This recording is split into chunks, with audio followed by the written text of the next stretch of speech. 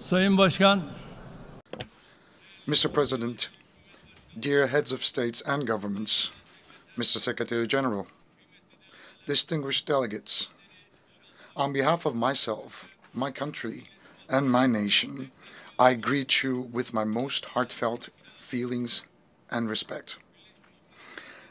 I'm honored to have the opportunity to address the United Nations General Assembly once again today. Well, I hope that the 79th General Assembly will be a blessing for our countries and for the entire humanity. I would like to congratulate Mr. Francis on the completion of his term as President of the General Assembly and wish success to Mr. Young as he takes over. I would like to express here our pleasure to see the representative of our friend and brother Palestine in his rightful place among the member states as a result of long struggles. I hope that this historic step will be the final turning point on the road leading to Palestine's membership to the United Nations. The international community and all of us in the human family must fulfill our obligation to the Palestinian people without further ado, that haven't done already. Distinguished guests, I know that there are certain crises that you're monitoring on TV, and those are the crises that we are going through every day, and we're trying to manage them. That's why today I'm not talking representing a country that is situated far away from tensions, but instead that is found at the very heart of tension and war. Some people will be critical of us, but despite that fact, today on the common rostrum of the human race, we will speak of the truth frankly and openly. Right now, the United Nations, under the roof of which we are found today, were established in the aftermath of the Second World War, in which millions of people have lost their lives to maintain international peace and security. With the establishment of the United Nations, expectations for global stability, peace, and justice were reborn. And hopes for peace were sprouted again.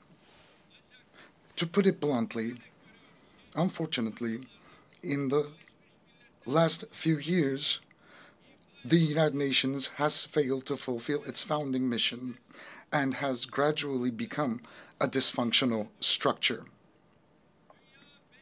The world is bigger than five is my motto, it's my credo, and this credo represents our common values, and we need those values more than ever in this day and age. International justice cannot be left in the will of five privileged member states of the Security Council. And the most dramatic example to that is the war, the massacre that has been going on in Gaza for the last 350 days. And since October 7, 41,000 Palestinians have been killed in the continuous Israeli attacks. 41,000 lives, 41,000 people, mostly children and women, were ruthlessly taken away. And no one knows where more than 10,000 people are, most of which are children. And likewise, 100,000 people were injured, maimed, or they lost their limbs. 172 journalists were killed while trying to do their job under very difficult circumstances. And more than 500 medics have been killed while they were trying to save lives. Humanitarian aid workers and the United Nations personnel who came to the rescue of the people of Gaza who were struggling with hunger and thirst were killed. More than 215 United Nations personnel. They hit marketplaces, tents, and camps where the refugees were sheltered. They hit 820 mosques and 3 churches that shouldn't have been touched even in war. And they deliberately hit dozens of hospitals, hundreds of schools, more than 130 ambulances carrying patients. They shredded the Charter of the United Nations from the rostrum of the United Nations and shamelessly challenged the whole world, who are people of conscience, from this very rostrum. They challenged them. My friends, leaked images from Israel's prisons, which it has turned into concentration camps, clearly show what kind of barbarianism we are facing. As a result of Israeli attacks, Gaza has become the world's largest cemetery for women and children. More than 17,000 children were targeted by Israeli bullets and bombs. Hind Recep was only 6 years old. He and his family were seeking safety when their car was hit by Israeli forces. He lost everything. He lost his mother, father, siblings, cousins. He lost all the hopes he had packed, and only he survived. He waited desperately for rescue for 12 days. Will you come to take me? I'm fearful. Was waiting for a helping hand to reach out to him for 12 days. Despite the level of our world has reached, despite the technology at our disposal, despite our organizations with huge budgets employing tens of thousands of personnel, as a human family of 8 billion inhabitants, we haven't yet managed to rescue a 6-year-old girl, which is actually like an injured sparrow trapped under the rubble that was shaking before our eyes. Hundreds of Gazan children died and are still dying because they cannot find a morsel of a dry bread, a sip of water, and a bowl of soup. In Gaza, not only children are dying, but also the United Nations system. The values that the West claims to defend are dying. The truth is dying. The hopes of humanity to live in a more just world are dying one by one. I am asking you bluntly here, openly, frankly. I call out to you, oh, human rights organizations. Are those in Gaza and the West Bank not human beings? Do children in Palestine have no rights? Can't they play out on the streets in their homelands safely? And calling out to the international press organizations, aren't the journalists murdered by Israel on live TV your colleagues, whose offices were actually raided as well? I call out to United Nations Security Council. What are you waiting for to prevent the genocide in Gaza, to put a stop to this cruelty, this barbarianism? What are you waiting for to stop Netanyahu and his network, who is endangering the lives of the Palestinian people, which is a part of a mass murder network? And what are you still waiting for to stop them, putting to danger their own people and the entire region for political gain? I would like to call out to the countries supporting Israel in an unconditional manner. How long are you going to be able to carry the shame of witnessing this massacre? Dear friends, while children are dying in Gaza, in Ramallah, in Lebanon, while babies are dying in incubators, unfortunately, the international community has given a very bad test and failed in a big way. What's happening in Palestine, look, is a sign of a great moral collapse. I believe that the peoples of the world, the leaders of countries and international organizations should reflect on this painful picture, upon this painful landscape. And I would like to state very clearly and loudly here, the Israeli government, disregarding basic human rights, trampling on international law at every opportunity, is practicing ethnic cleansing, a clear genocide against a nation, a people, and occupying their lands step by step. Palestinians, whose freedom, independence, and most basic rights have been usurped, are rightfully exercising their legitimate rights of resistance against this occupation and ethnic cleansing. The just resistance of the Palestinian people against the occupiers of their land is too noble. It's honorable and legitimate to be called illegitimate. It's heroic and it's noble.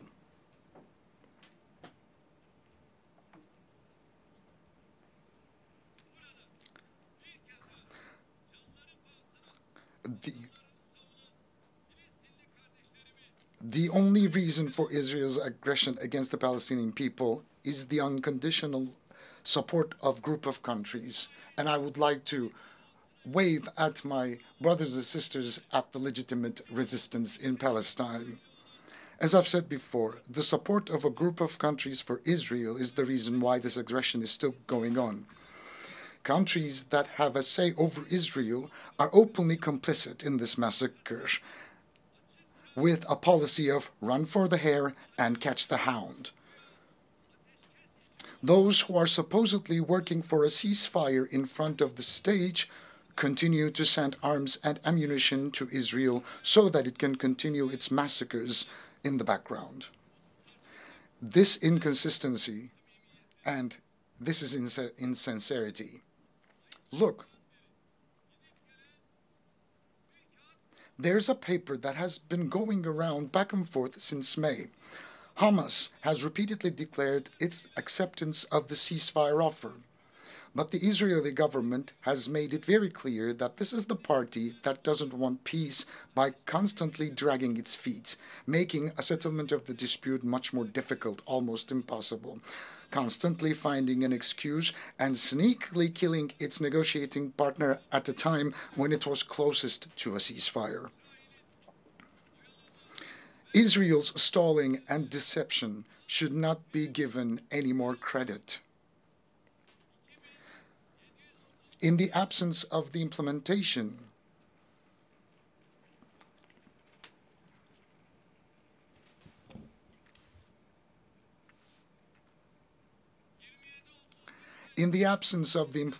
of UN Security Council Resolution number 2735, coercive measures against Israel should be put on the agenda. Israel's behavior has once again demonstrated that it is imperative for the international community to develop a protection mechanism for Palestinian civilians. 70 years ago, just as Hitler was stopped by an alliance of humanity, Netanyahu and his murder network must be stopped by an alliance of humanity.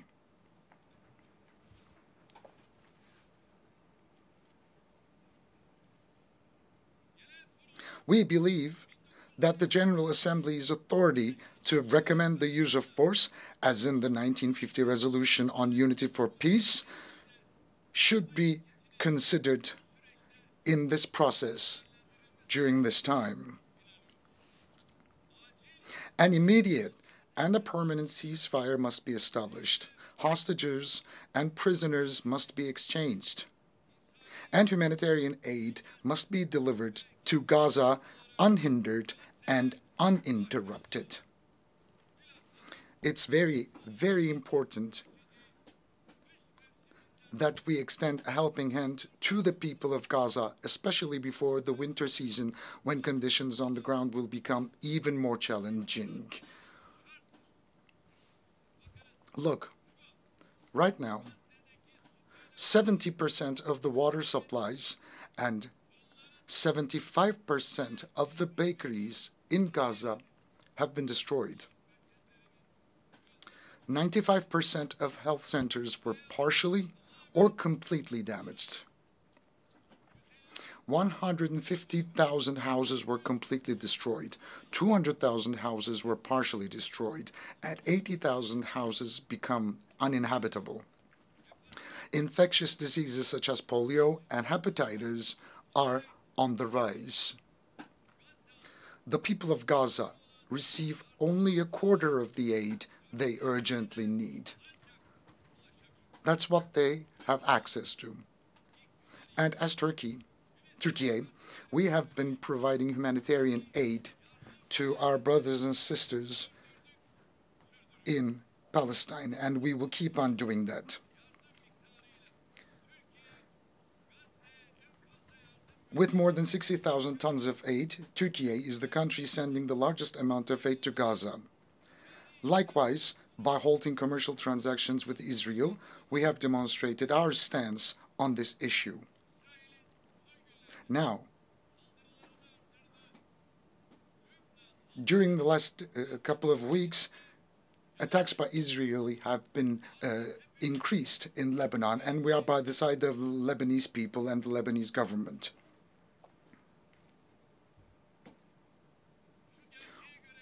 We can see this truth for what it is. Those who murdered 41,000 people cannot rest until those who gave the orders, pulled the trigger, and dropped the bombs are held accountable for their crimes. We will not heave a sigh of relief. Our conscience will not go silent. The bill for the billions of dollars of damage caused in the cities that have been destroyed, wrecked, and reduced to rubble must and will be compensated by the perpetrators. We support the case brought by the Republic of South Africa at the International Court of Justice to ensure that Israel's crimes do not go unpunished. We will take every step necessary for justice to be served in the case for which we have applied as an intervener or as a party. We will fight for the blood of Ayşenur Ezgi Eygi, who was shot in the head and murdered by Israeli soldiers during a peaceful protest in Nablus. And we will fight in all legal remedies, and we will keep on doing that.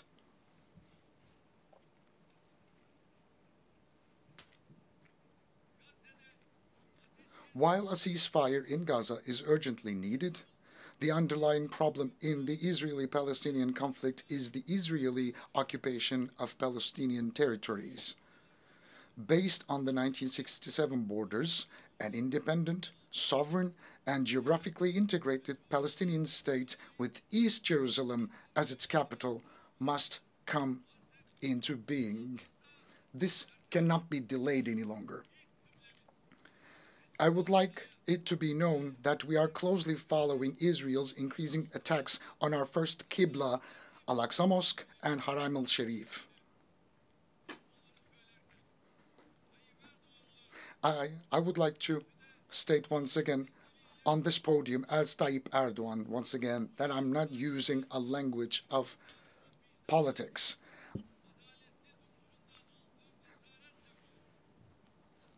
I am encouraged by our ancestors who have always stood by the side of the victims honorably and nobly. We are a nation that has been on the side of the oppressed and against the oppressors and oppression throughout history. We are such a nation. We welcomed Jews fleeing the Inquisition 500 years ago and Jews fleeing Hitler's concentration camps. We opened our arms wide. We, as a country and a nation, I'll be very clear to say that we have no animosity or hostility towards the people of Israel.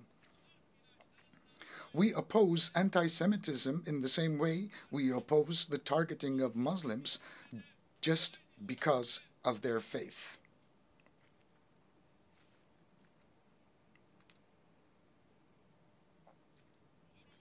Our problem is with the massacre policies of the Israeli government. Our problem is with the oppressor and the oppression, just as it was 5 centuries ago. Everybody should know about this. We will always speak of the truth and speak of what's right and what's fair. Even if some people will be uncomfortable, we will continue to shout out the truth and stand by the righteous and boldly say that we will speak of what we know is right, even though it will hurt some people.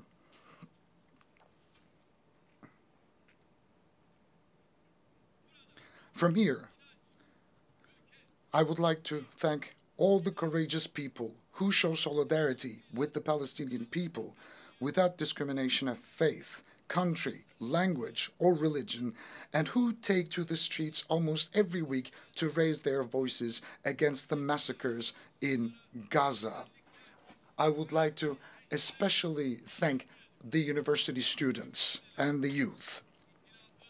Distinguished delegates, unfortunately, in the 14th year of the conflict, Syria is still far from stability.